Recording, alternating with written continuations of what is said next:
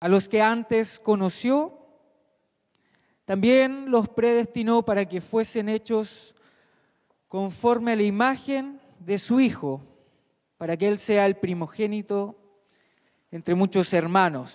El propósito de Dios es que seamos familia.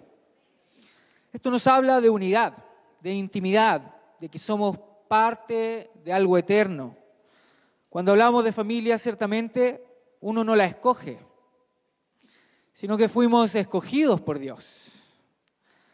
Uno no escoge a los hermanos, uno no escoge a los padres, sino que el Señor nos escogió. A los primos, a los tíos, ciertamente, si viajamos, si nos vamos para otro lado, a otra ciudad, a otro país, a otro continente, mi papá no va a dejar de ser mi papá. Y mi hermano tampoco. Porque somos familia. La familia dura toda la vida. Ese es el propósito que tiene el Señor con nosotros. Algo eterno, para toda la vida. Así que es nuestro Padre que nos muestra cuál es el vínculo que nos ha dado en Cristo Jesús. Nuestro Señor es un vínculo que no lo rompe la distancia, ni nuestra condición como familia. Si estoy bien o mal con mi hermano, no dejamos de ser familia. El Señor nos dice que los que son guiados por el Espíritu los has hecho hijos de Dios, en Romanos 8:14. Somos linaje, según Abraham, y herederos según la promesa, en Gálatas 3:29. Como dijo el Señor, lo que Dios une, no lo separa el hombre, pero refiriéndose al matrimonio. Pero el matrimonio es la base de la familia. Entonces nosotros podemos decir que como familia de Dios, lo que el Señor une entre nosotros, no lo separa el hombre. Amén, hermanos. Amén. Damos gracias al Señor por esta revelación que nos ha dado del propósito de ser familia. Es realmente una bendición saber que ser iglesia no es ser parte de un club o de una denominación. Ser iglesia no es el edificio físico, sino que son personas con un mismo objetivo, con una misma simiente, que es la semilla, la cual es Cristo mismo en nosotros. En Gálatas 3:16 dice: ahora bien, a Abraham fueron hechas las promesas y a su simiente. No dice y a las simientes, como se hablase de muchos, sino como de uno, y a tu simiente, la cual es Cristo. Una familia de hombres con Cristo como simiente, como semilla en el corazón. Cristo en nosotros, la esperanza de gloria. Colosenses 1, del 26 y 27 dice: el misterio que había estado oculto desde los siglos y edades, pero que ahora ha sido manifestado a sus santos, a quienes Dios quiso dar a conocer las riquezas de la gloria de este misterio entre los gentiles, que es Cristo en vosotros, la esperanza de gloria. Cristo en nosotros es el sello que nos hace parte del propósito de Dios. Ahora, si vemos la segunda parte de la revelación de ser una familia conforme a la imagen de Jesús, nuestro Padre tuvo como propósito que fuésemos a la imagen de Cristo. Esto nos habla de la calidad, de la estatura, de el propósito, a la forma en la cual vamos a ser terminados, formados. Esta palabra es la que calaba hondo en mí y es lo que el Señor me ha ministrado en este último tiempo: ser a la imagen de Jesús. Nuestra meta, nuestro propósito de vida, glorificar al Padre como Hijo, del que se escuchó en el cielo una voz que decía: este es mi Hijo amado, en el cual me complazco. Mateo 3:17, que dice: y hubo una voz en el cielo que decía: este es mi Hijo amado en quien tengo complacencia. Dios se complace en el Hijo. Y nosotros como hijos de Dios, en Cristo, agradamos al Padre cuando estamos unidos a Él. En el principio, cuando Dios creó al hombre, esta era la relación que teníamos con el Padre. Una relación íntima, donde no había separación entre Dios y el hombre. Cristo vino a que recuperemos esa relación y con su vida nos dio el camino, la forma de cómo debíamos agradar el corazón de papá. Fuimos creados para la alabanza de la gloria de su nombre y esta fue la misión de Cristo en la tierra. Por lo tanto, la nuestra también. Cabe preguntarnos lo siguiente: ¿estamos agradando el corazón de papá? ¿Estamos cumpliendo el propósito eterno de Dios? En este tiempo es necesario revisar nuestra vida con respecto al propósito que Dios tiene para nosotros. Hablábamos hace un rato del mundo y en el mundo, como decía nuestro hermano Mauricio, hay una corriente, una potestad de tinieblas dirigido por el príncipe de la potestad del aire que quiere destruir el propósito de Dios, que quiere destruir a su pueblo, busca sacar de todas las áreas de la vida el gobierno de Dios, busca que desaparezca la idea de un Dios como Padre y pone la imagen de un Dios lejano, distante. Ponen a Dios como un Padre que abandonó lo que creó para generar un ambiente de rechazo, de odio a la paternidad de Dios. Si nos fijamos hoy, ¿cuáles son los puntos principales de ataque por parte de esta corriente manifestada hoy en diversos grupos, como el LGTBI y otros? Son la familia y la identidad, los principales puntos de ataque del enemigo. Él busca destruir la familia, destruir de todas formas, quiere sacarla de nuestra mente y de nuestra memoria todo concepto de familia instaurado por Dios. Si no hay Dios, nadie te dice qué es lo que está bien y lo que está mal. Nadie te dice cómo debe ser tu familia. Por lo tanto, es el hombre mismo quien tiene que buscar el propósito de su vida.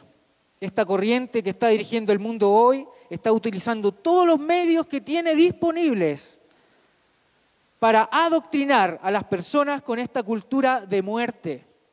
El diablo no viene sino a matar, hurtar y destruir, y lo está haciendo.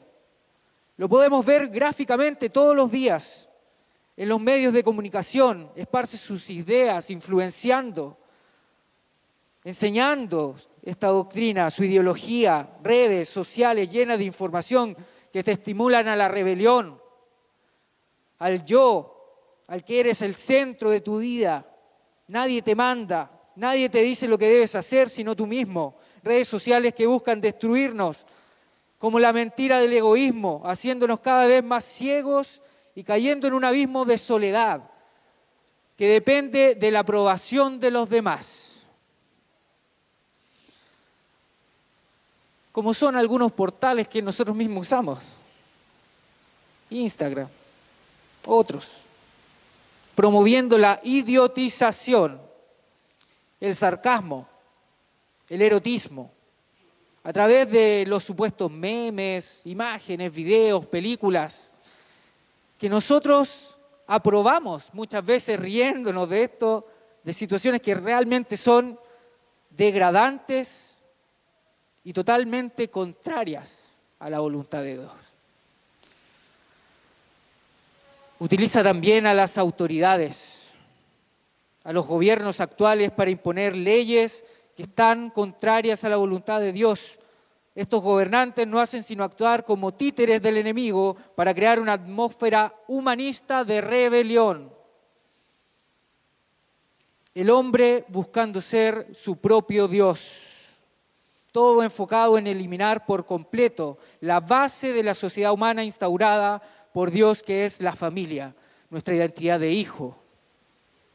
Esto incluso nos ha afectado a nosotros como pueblo. Algunos efectos del humanismo, de esta corriente de mentira que ha permeado en nosotros, son la religiosidad, la apatía, la falta de amor, el encerrarnos en cuatro paredes, la diversa creación de denominaciones, apuntando al ego ministerial. Son algunas de las cosas que buscan sacarnos del propósito original de Dios para nosotros, que es ser familia de Dios y ser conformados a la imagen de Jesús. En algunos casos se está predicando un evangelio centrado en los beneficios del reino y no en el rey de este reino, generando así cristianos que tienen a Dios como su servidor personal, como un santo más. Le prendemos una velita y no como el dueño de todo, Jesucristo, Señor. Si miramos la perspectiva general del desafío que tenemos como pueblo de llegar a esta sociedad sumida, dominada bajo las tinieblas, nos parece casi imposible por nuestros medios, pero sabemos en quién hemos creído, hermanos. Es necesario más que nunca que anunciemos el verdadero evangelio, las buenas nuevas de Cristo como Señor, de Jesús quien derrotó a las potestades, quien derrotó al diablo, a sus ángeles y ha pagado el precio de nuestra deuda. Estábamos condenados a muerte, pero Él nos dio vida. Tenemos que anunciar el cambio de gobierno, que es Cristo, a quien se doblará toda rodilla y toda lengua confesará que Cristo es el Señor. Se le ha dado toda potestad en los cielos, en la tierra, debajo de la tierra. Jesucristo, Señor, la buena noticia de que Cristo venció al mundo. En Juan 16:33 dice, estas cosas os he hablado para que en mí tengáis paz. En el mundo tendréis aflicción, pero confiad, yo he vencido al mundo. El Padre le dijo al Hijo en el Salmo 119, nueva traducción viviente, el Señor le dijo a mí, Señor, siéntate en el lugar de honor a mi derecha, hasta que humille a tus enemigos y los ponga por debajo de tus pies. El Señor extenderá tu poderoso reino desde Jerusalén y gobernarás a tus enemigos cuando vayas a la guerra. Tu pueblo te servirá por voluntad propia. Estás envuelto en vestiduras santas y tu fuerza se renovará cada día como el rocío de la mañana. El Señor ha hecho un juramento y no romperá su promesa. Tú eres sacerdote para siempre, según el orden de Melquisedec. El Señor está a tu derecha para protegerte. Derribará a muchos reyes cuando estalle su enojo. Castigará a las naciones y llenará de cadáveres sus territorios. Destrozará cabezas por toda la tierra, pero Él se refrescará en los arroyos junto al camino. Y esta es la parte que más me gusta de esta versión, dice, saldrá vencedor.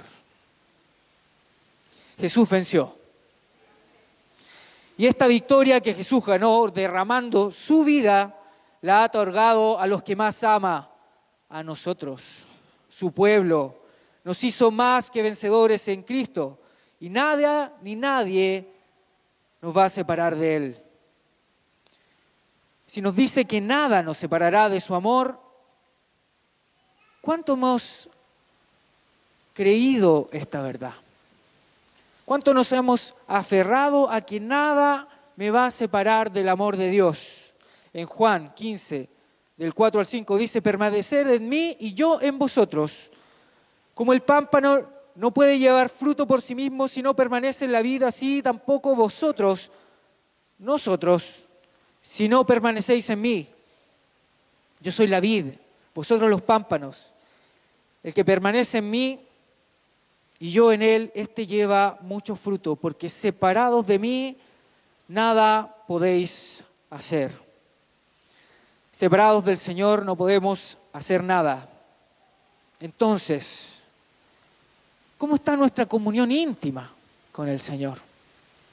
Si estamos con Él o estamos separados de Él. Buscamos de Él cada día, buscamos su presencia, estamos permaneciendo en ella. ¿Qué es lo que hacía Jesús? Él no hacía nada si el Padre no se lo decía.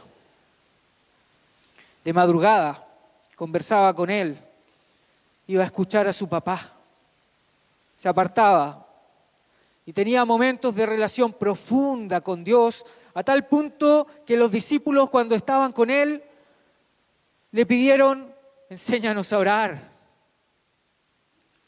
Enséñanos la relación que tienes con Dios.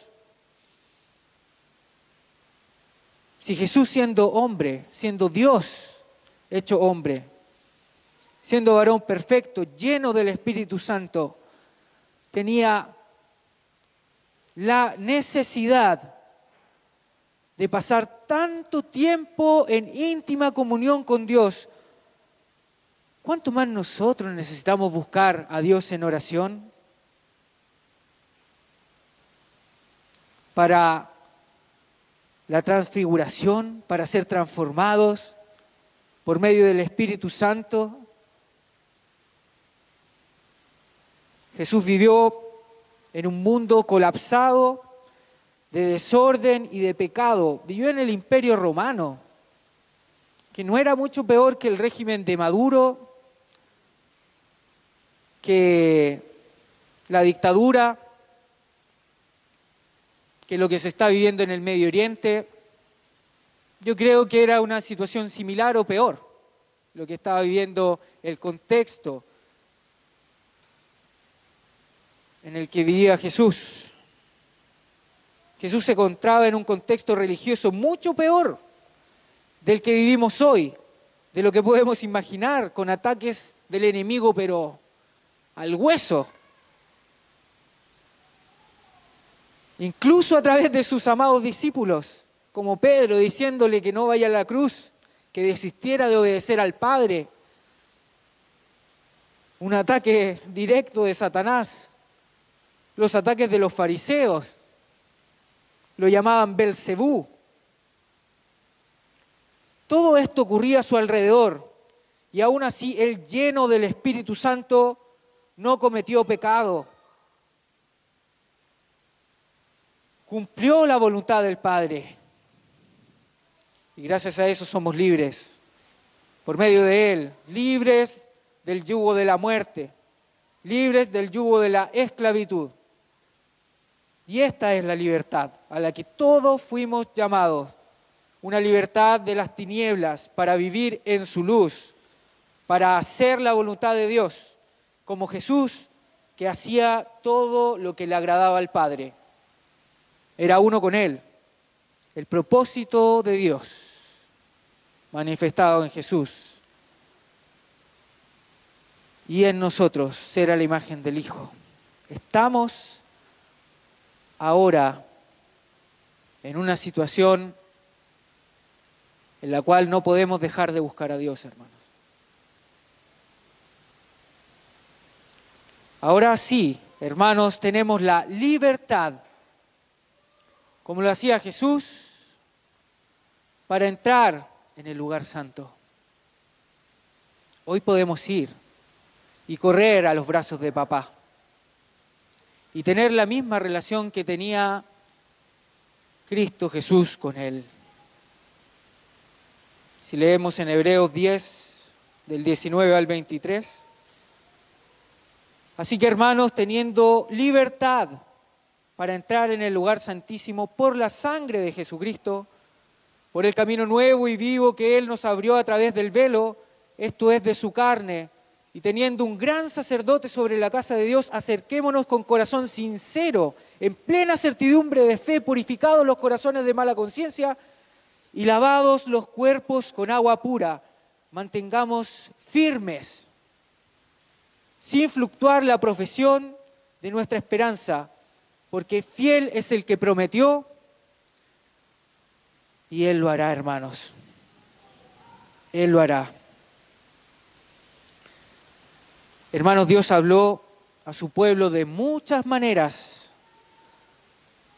Lo podemos leer. A Israel habló, abrió el Mar Rojo, hizo prodigios, milagros,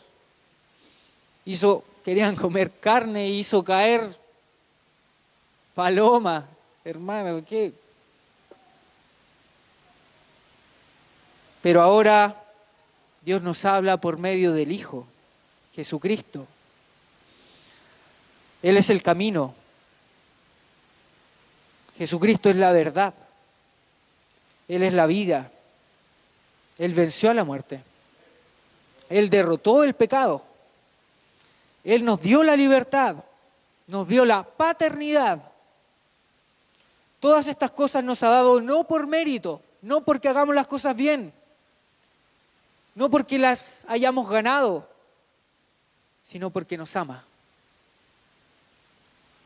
Ciertamente hoy tenemos mucha oposición para vivir el reino de Dios en la tierra, para cumplir el propósito al cual fuimos llamados, que es la transformación a la imagen de Jesús.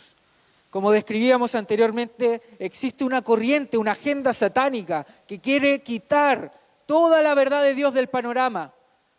Estamos en la nueva Babilonia. Como el cautiverio del profeta Daniel. Babilonia representa la caída de la humanidad, la ciudad del pecado, la bestia del Apocalipsis. Pero en este mismo contexto hubo un imitador de Jesús, de Cristo, un imitador del que iba a venir. El profeta Daniel se propuso en su corazón no contaminarse con la comida del rey.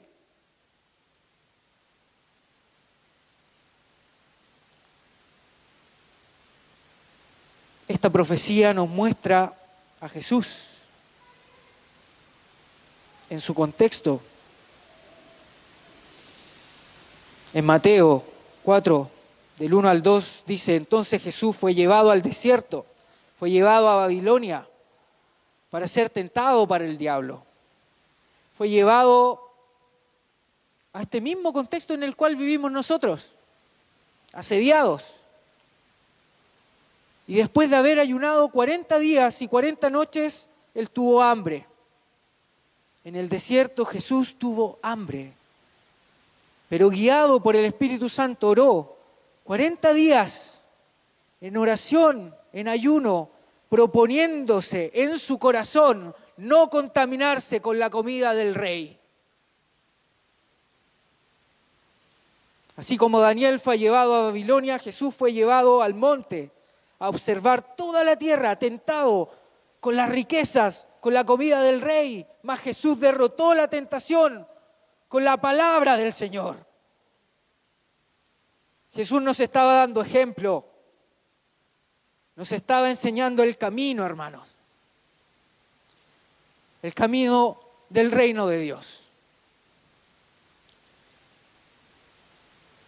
Jesús nos dijo que este género no sale sino con oración y ayuno. Nos estaba diciendo: perseveren en lo que han recibido, manténganse firmes. Yo les di el ejemplo. Si revisamos este pasaje de la Escritura y la vida entera de Jesús, Jesús tenía una vida de oración. Él necesitaba orar. Necesitaba escuchar la voz del Padre para resistir al diablo y cumplir su propósito. Jesús era lleno de la palabra de Dios. Era el verbo de vida, la palabra hecha carne.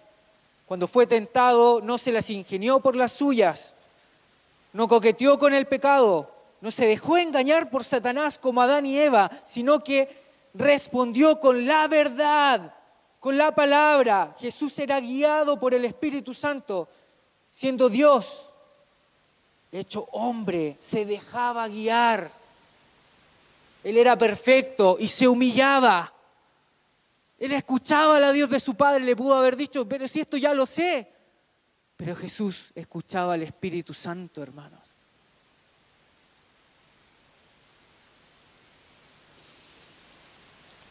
Siendo Dios hecho hombre, se dejaba guiar, era sumiso al Padre, y por lo que sufrió, aprendió la obediencia. Muchos de nosotros tenemos el Espíritu Santo, pero lo apagamos. No nos dejamos guiar por Él. Nos desviamos a las cosas del mundo, y cuando tenemos necesidad, cuando nos sentimos débiles, indefensos, caemos en la mentira del diablo y nos comemos la comida del rey. Cerramos los oídos a la voz del Espíritu. La comida del Rey representa todas las cosas que el mundo ofrece para apartarnos de Dios, para suplantar el fruto del Espíritu y darnos un placer momentáneo de falsa paz, un falso amor, un engaño de las riquezas, una ceguera espiritual, esclavizándonos a los placeres de la carne. En Gálatas 5, del 16 al 26, podemos leer: digo pues, andad en el Espíritu. No satisfagáis los deseos de la carne, porque el deseo de la carne es contra el Espíritu, y el del Espíritu es contra la carne, y estos se oponen entre sí para que no hagáis lo que quisierais. Pero si sois guiados por el Espíritu, no estáis bajo la ley. Y manifiestas son las obras de la carne, que son adulterio, fornicación, inmundicia, lascivia, idolatría, hechicerías, enemistades, pleitos, celos, iras, contiendas, disensiones, herejías, envidias, homicidios, borracheras, orgías y cosas semejantes a estas, acerca de las cuales os amonesto, como ya os lo he dicho antes, que los que practican tales cosas no heredarán el reino de Dios. Mas el fruto del Espíritu es amor. Gracias, Jesús. Mas el fruto del Espíritu es amor, hermanos. Es gozo. Es paz. Es paciencia. Es benignidad, bondad, fe, mansedumbre y templanza, contra las cuales cosas no hay ley. Pero los que son de Cristo han crucificado la carne, con sus pasiones, con sus deseos. Si vivimos por el Espíritu, andemos también por el Espíritu. Esto significa, mis hermanos, ser como Jesús. Aquí tenemos a Pablo diciéndonos: no escuchen al diablo y sus mentiras, no actúen en la carne, sean como Jesús, sean guiados por el Espíritu Santo. Escuchen la voz de Dios, busquen su presencia desde temprano, que sea su comida, que sea su bebida, que esto les complazca. Que podamos decir: mi placer es tu presencia, Señor. Delicias a mi diestra.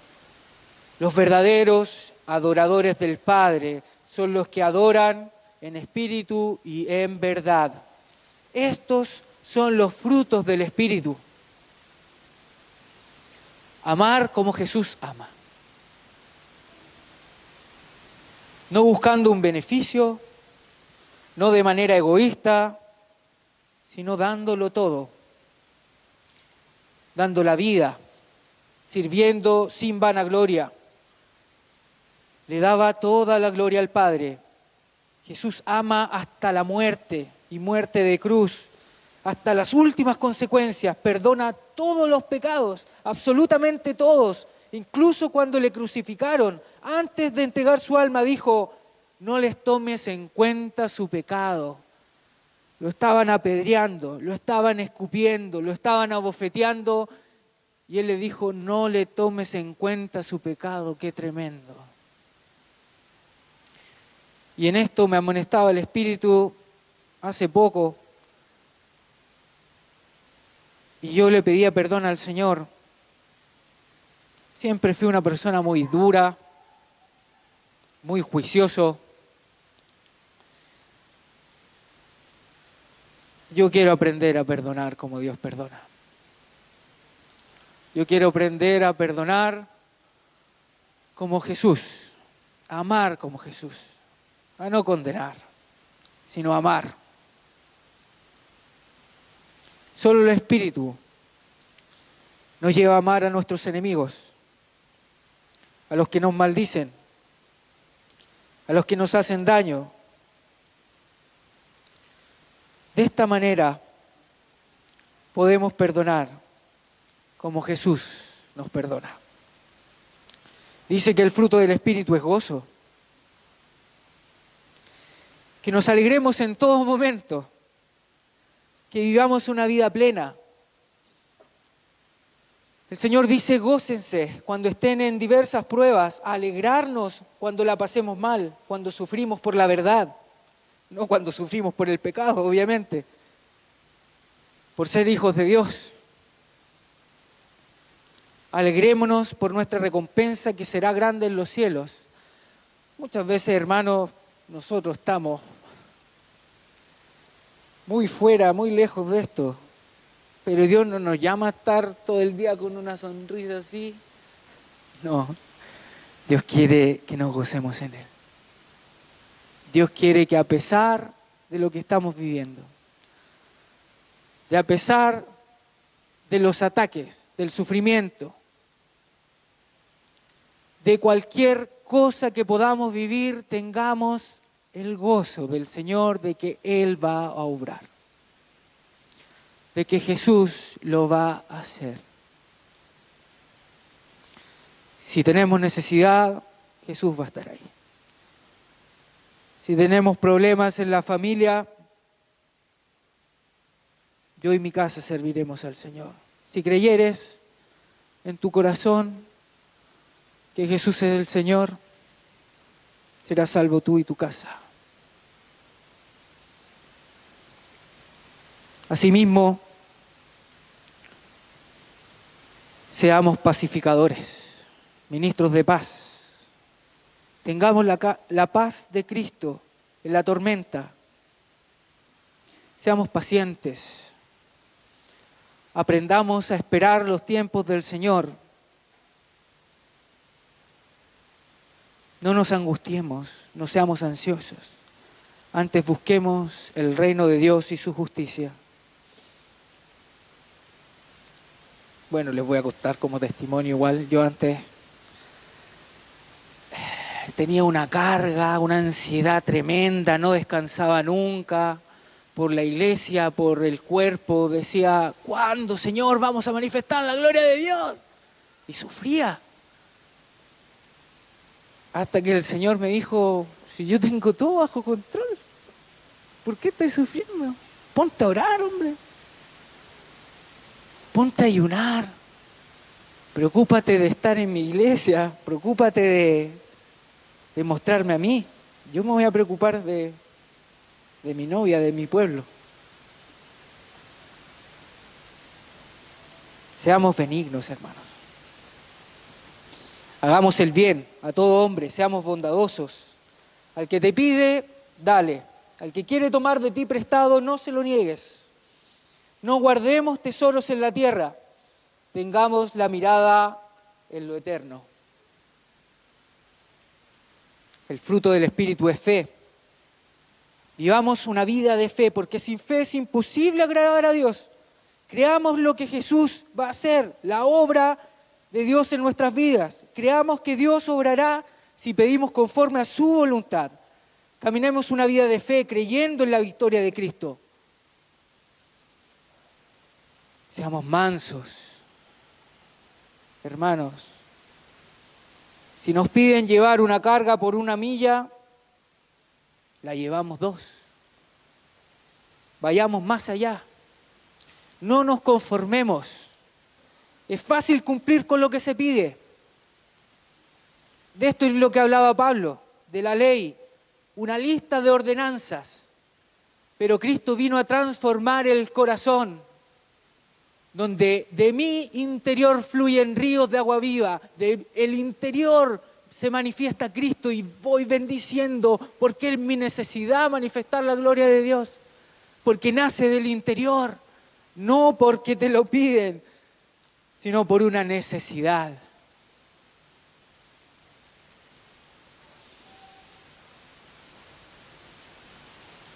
El Espíritu nos da dominio propio, nos da templanza, para hacer morir los deseos de la carne, para decir que no a las tentaciones, al adulterio, a esta corriente del mundo, a la comida del rey, que tanto está dañando los matrimonios, hermanos, en la sociedad actual. Para decir que no a la corriente de este mundo que busca destruirnos, destruir lo que Dios ha hecho, destruir la familia. Mas Jesús vino para que tuviésemos vida y vida en abundancia. Si se fijan, el vivir en el Espíritu, guiado por el Espíritu de Dios, se refiere a la vida misma, al Sermón del Monte, a lo sencillo, a lo cotidiano. Es volver a disfrutar lo que Dios nos ha dado para su gloria. Estas son nuestras armas, hermanos, las armas de la luz, con las que debemos equiparnos para ser la imagen de Jesús, mantenernos firmes ante la Babilonia de hoy. Nos tenemos que equipar a otros, enseñar a vivir el reino de Dios. Esto es, mis hermanos, el discipulado del Espíritu Santo. Y Pablo tuvo esta clara revelación. El propósito de su ministerio era la meta, que Dios quiere que seamos como Jesús. En Colosenses 1, del 24 al 29, dice Pablo: ahora me gozo en lo que padezco por vosotros y cumplo en mi carne lo que falta de las aflicciones de Cristo por su cuerpo, que es la iglesia, de la cual fui hecho ministro, según la administración de Dios que me fue dada para con vosotros, para que anuncie cumplidamente la palabra de Dios, el misterio que había estado oculto desde los siglos y edades, pero que ahora ha sido manifestado a sus santos, a quienes Dios quiso dar a conocer las riquezas de la gloria de este misterio entre los gentiles, que es Cristo en vosotros, la esperanza de gloria. Y esta es la parte importante, hermano. ¿A quién anunciamos?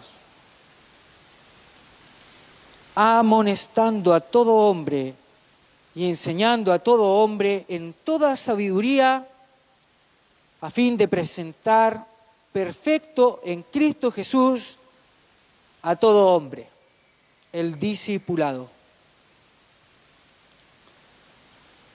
Para lo cual también trabajo, luchando según la potencia de Él, la cual actúa poderosamente en mí. ¿A quién anunciamos? A Cristo, amonestando, enseñando en toda sabiduría, a fin de presentar perfecto a Cristo, a Jesús en nosotros, la meta de nuestro camino, de la carrera de la vida, de ser discípulos, de estar aquí, de compartir, de conocernos, es que seamos como Jesús, que seamos como nuestro Maestro. Y como un último clamor, Pablo hablaba en Filipenses 3, del 7 al 14, dice, pero cuántas cosas eran para mí ganancia, las he estimado como pérdida por amor de Cristo. Y ciertamente aún estimo todas las cosas como pérdida, por la excelencia del conocimiento de Cristo Jesús, mi Señor, por amor del cual lo he perdido todo, y lo tengo todo por basura, por ganar a Cristo, y ser hallado en Él, no teniendo mi propia justicia, que es por la ley, sino la que es por la fe de Cristo, la justicia que es de Dios por la fe, a fin de conocerle y el poder de su resurrección y la participación de sus padecimientos, llegando a ser semejante a Él en su muerte, si en alguna manera llegase a la resurrección de los muertos. No que yo la haya alcanzado ya, ni que ya sea perfecto, sino que prosigo, por ver si logro hacer aquello para lo cual fui también nacido por Cristo Jesús. Hermanos, yo mismo no pretendo haberlo alcanzado ya, pero una cosa hago, olvidando ciertamente lo que queda atrás y extendiéndome a lo que está delante, prosigo a la meta, al premio del supremo llamamiento de Dios en Cristo Jesús.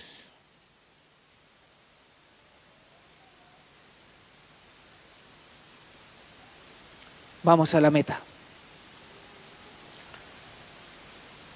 Nuestra meta es ser como Jesús.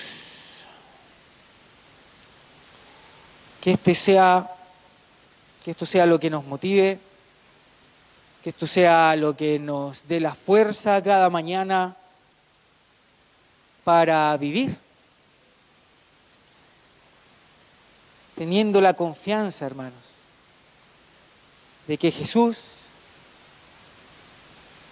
ya nos ha hecho perfectos en el Padre y que estamos en un camino de transformación, si vivimos guiados por su Espíritu. Es por esto, hermanos, que tenemos que mirar a Jesús, como dice en Hebreos 12, puesto los ojos en Jesús, autor y consumador de la fe. La meta es Jesús, tomando nuestra cruz, negándonos a nosotros mismos para que se manifieste Dios.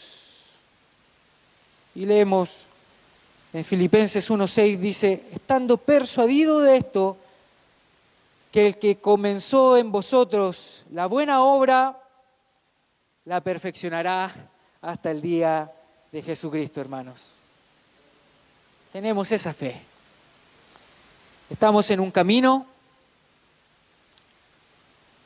estamos viviendo muchas cosas, diferentes pruebas, todos estamos a una distinta altura, pero la confianza, hermanos, es que vamos a llegar. Amén. Amén. Gracias por este tiempo. Gracias, Jesús.